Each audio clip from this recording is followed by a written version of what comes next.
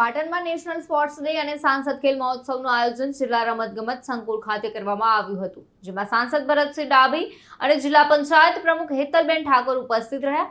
તો મેજર ધ્યાનચંદની જન્મ જયંતિ નિમિત્તે સ્પોર્ટ્સ ઓથોરિટી ઓફ ગુજરાત અને જિલ્લા વહીવટીતંત્ર દ્વારા આ કાર્યક્રમ યોજાયો. સાંસદ ભરતસિંહ ડાભીએ જણાવ્યું કે વડાપ્રધાન નરેન્દ્રભાઈ મોદીના ખેલ મહાકુંભના સ્વપ્નથી ગામડા અને શહેરોની પ્રતિભાઓને રમતગમતમાં તક મળશે, જે શિસ્ત, આત્મવિશ્વાસ અને રાષ્ટ્રીય એકતાનો સંદેશ આપશે.